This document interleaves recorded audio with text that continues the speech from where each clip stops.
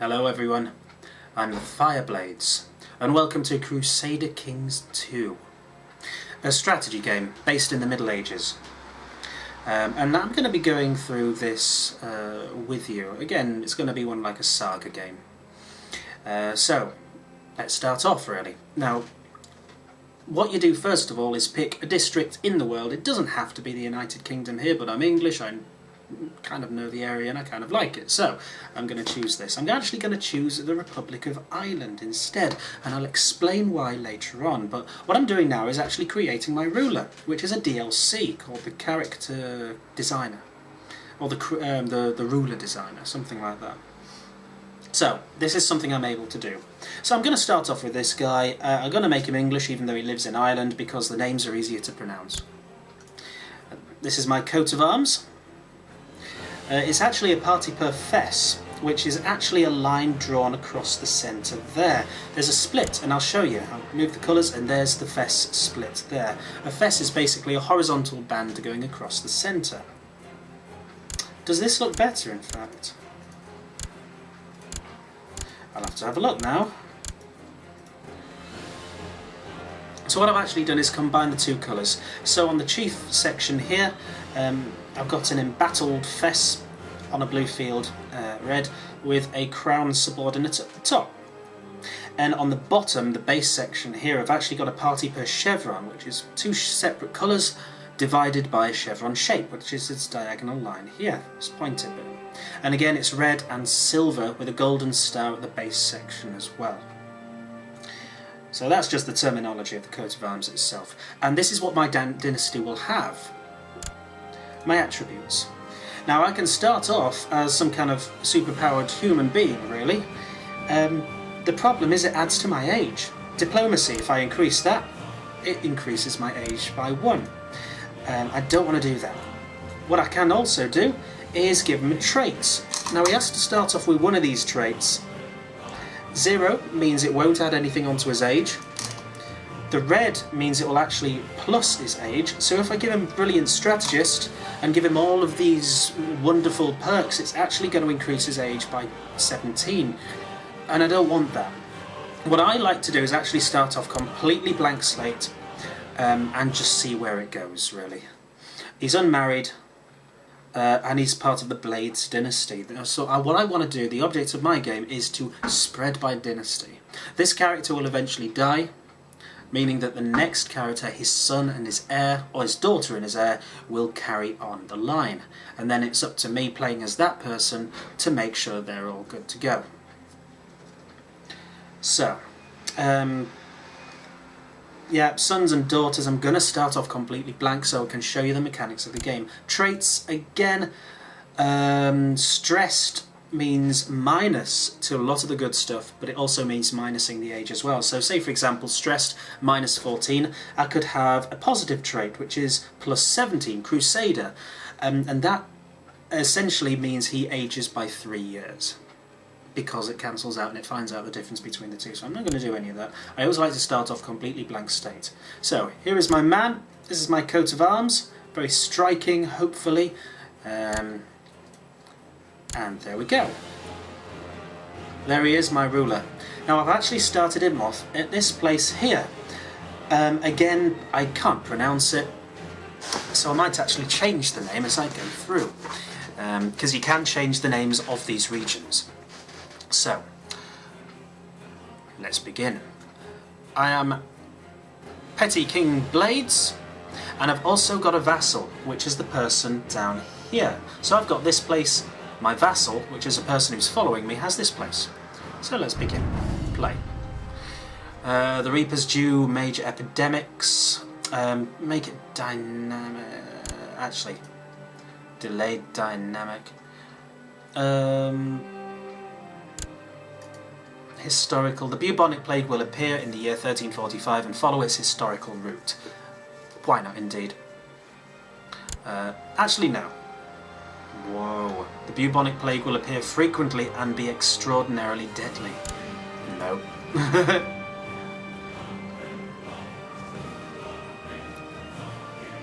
Cool. After one major outbreak, the epidemic will become endemic. Not really sure what that means, but I'm sure there's some reason for it. Shattered retreat. Armies will try to retreat into friendly or otherwise safe territory. They cannot be engaged by enemy forces. Movement speed and morale rate is increased for retreating armies. I'm not surprised. Mongol invasion. Historical. Why not indeed? Secret religious cults. Default. They can be founded. Non-epidemic diseases. Yeah, all of that stuff. So, start game.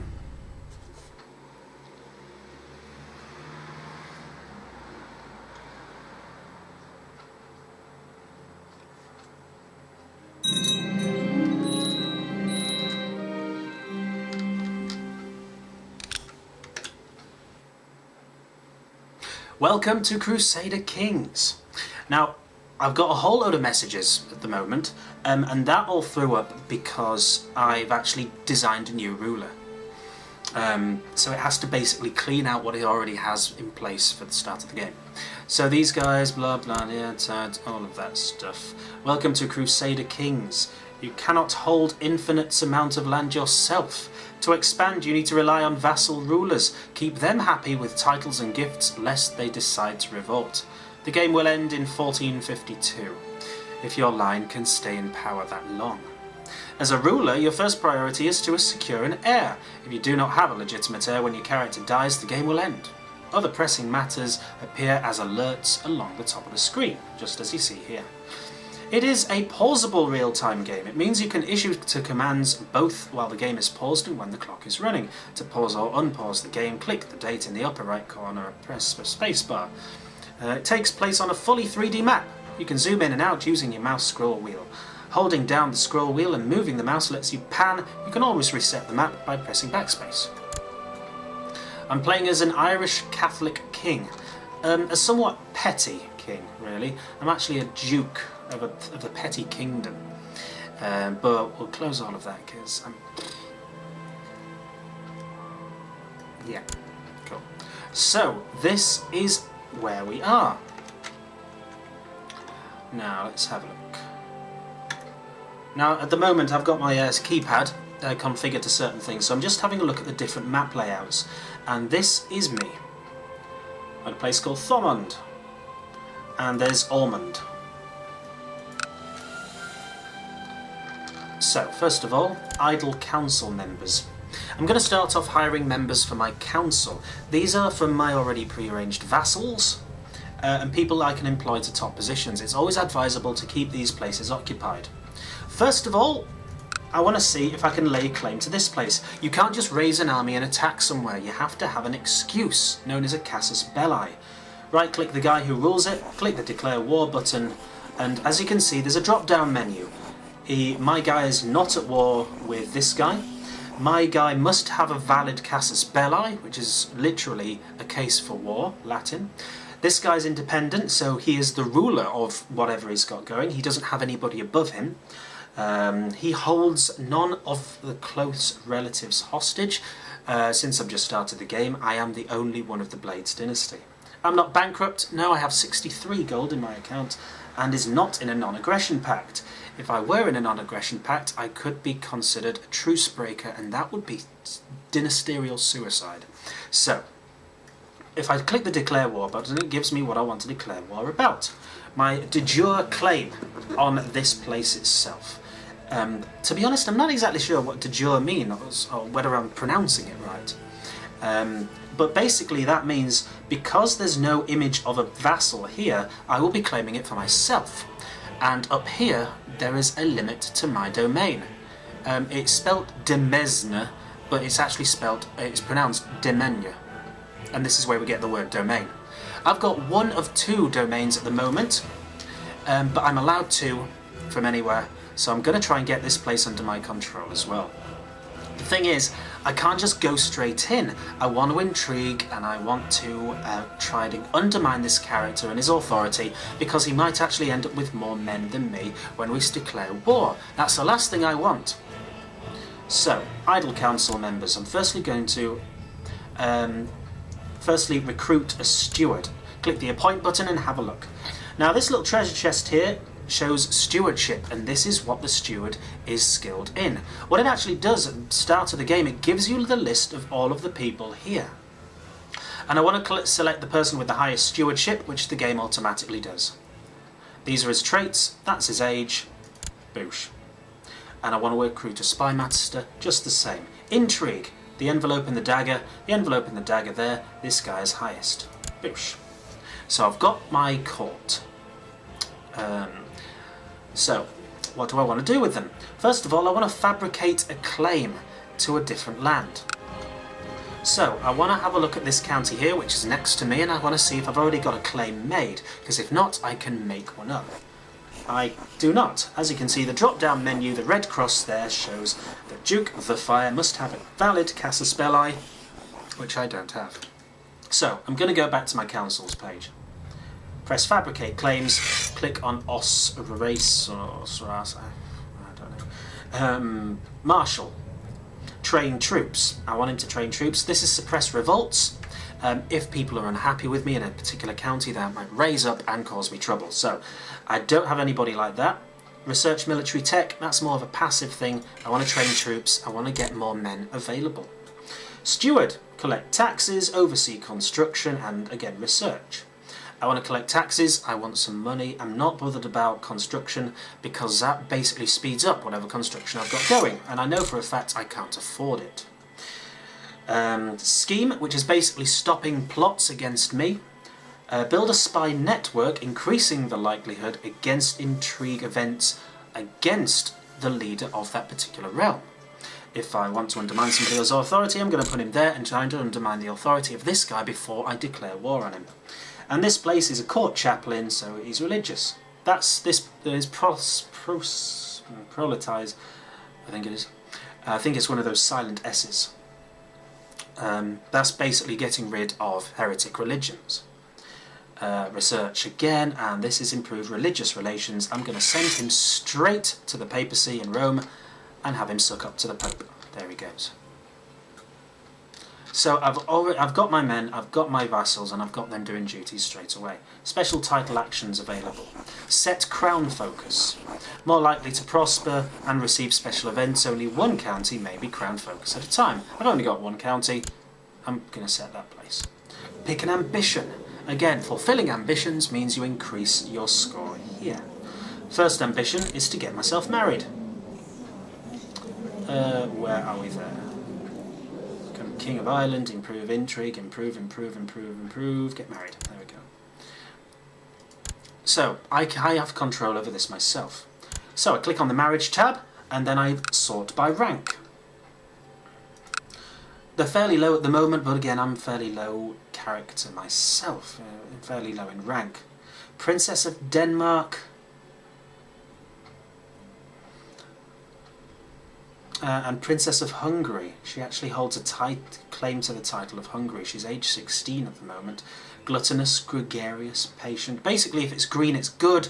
If it's red, it's not. And if it's brown, it's neutral. Princess of France, heir of the Capet dynasty. So what I can now do is have a look at where this person stands in their dynasty. 16 years of age, they're the heir at the moment, but it's more than likely that their father and mother are both going to get a new son, and therefore, because of usual medieval rule, the son is the one that gets the heirship. So she's currently, she might be heir. I don't think she is, but let's have a look. Going to have a look at the however that's pronounced, dynasty. That's the dead king of Hungary. Prince. So who has he changed the kingship to? Just having a look at who is currently king of Hungary. It's not that guy. Not that guy. Prince of Hungary. Prince of Hungary. To be honest, she has a claim to Hungary, but it's too far away for me to bother with. Maybe not that. Navarra claim. Another claim to Hungary. The Capet dynasty. She holds a claim to the French throne. So this was the king. He died.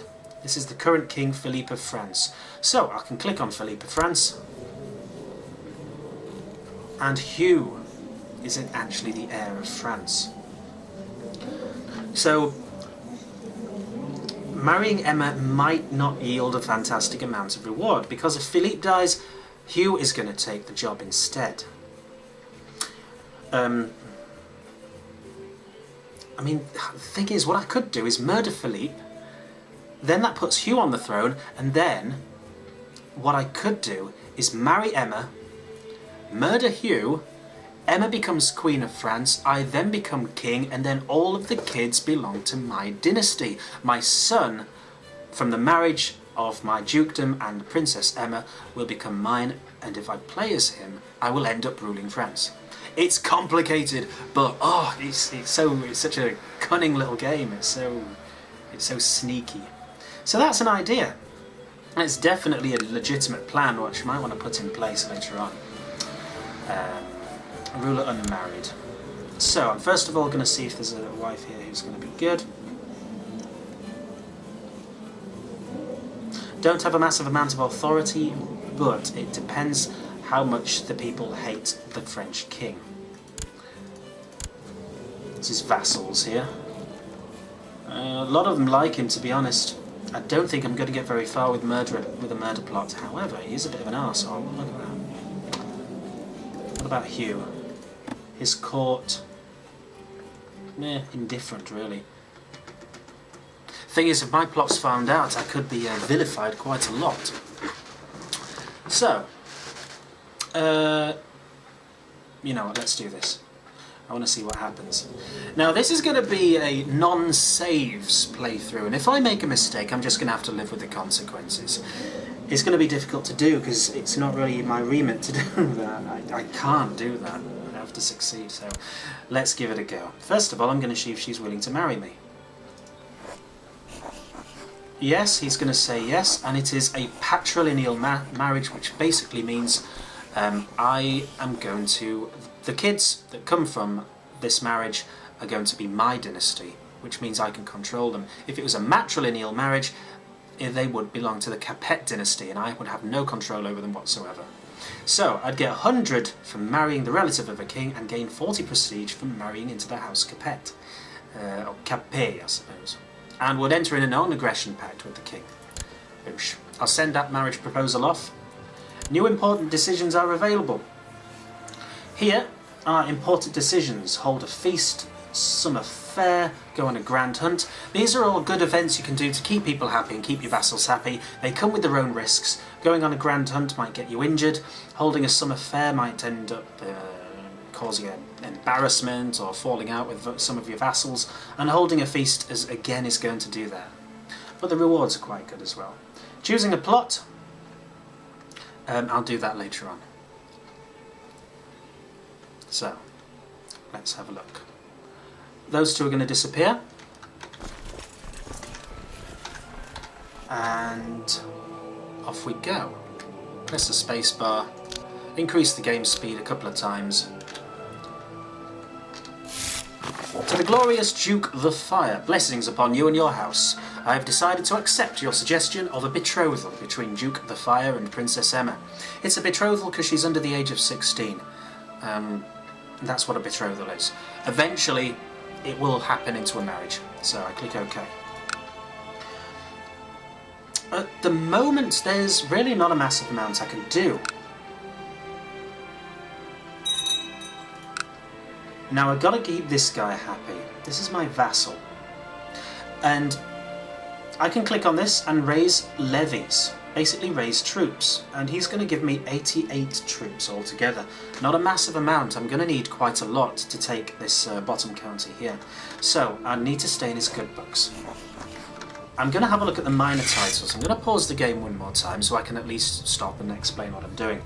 Auto-assign commanders. Good, that's fine. Designated regent.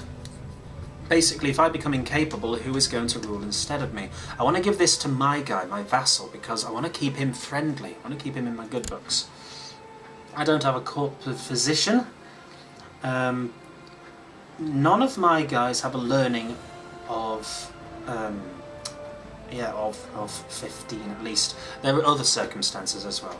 These are minor traits, these are minor titles I can give to my vassals and my court. Basically, I want to look for the people who don't like me so much. These are the people who I'm going to need to keep happy. I'm going to give him a minor title. This will increase his reputation for me by 5. Give him one, High Almoner, and Cupbearer. Now, it is tempting to reward your friends and banish your enemies, but then you create 2 factions. You kind of want to keep everybody happy, so if somebody comes up to you and whinges about not getting privileges and stuff, you essentially have to give it to them. It's a shame, but whatever. Positions, there we go. Got my guys, got everything sorted. Court physician, right, important decisions are available. Recruit a court physician. You have sent messengers and scouts in all directions to scour the realm for skilled physicians that would be willing to take up residence in your court. The word should reach you shortly if they manage to find a suitable candidate. Hopefully they will not bring back a quacksalver. I hope I don't have to wait too long. Unpaused the game, secluded himself in Thumond, unable to perform his tasks. Knobhead. Because I'm playing with the Reaper's Due DLC, disease can just happen like that. Your rangers report of a suspected witch living in the outskirts of the realm. They've never been able to prove that the woman practices sorcery, although the villagers do not trust her. She's willing to put her medical mixology skills to good use in your court and offers to become your physician in exchange for naught but a small vial of your blood. A most strange offer. Eveline. The reason she looks like that is she is disfigured. She's wearing the mask. To prevent her causing a stir. She's also got a stutter, she's a mystic, intricate web weaver, but she's only got 9 learning, and this is what I base my assumptions on. So I don't want to recruit her services. It's not going to cost me a thing, and the search continues. Go back. I can only look for a physician once every 3 years. Whoops. But anyway, right, we've got ourselves started, we've got our men in position, and we're basically going to start doing stuff now. We can put these plans into place. I'm going to get married in a couple of years' time to Princess Emma of France, and in the meantime, actually, you know what, I'm going to actually start a plot to kill the king. I'm going to select this random character here and select his liege because he is French. There he is. I'm actually going to try and kill the heir first and see who takes his place. Because then, if it's not Emma, I can at least change it round. Plot to kill, do it. I start off with a plot power of 20. I need 100 to initiate a plot. However, there are people who would automatically join me in my plot. And there is nobody there. I'll unpause the game. Yet nobody is willing to join me in my plot to kill Prince Hugh. So I'm going to have to come up with a devising strategy of how to do that later on. So, I'm going to call it for the first episode. Thank you for watching, and hopefully we can start to rule together, create a kingdom, maybe create an empire. So, until next time, thanks for watching. Bye for now.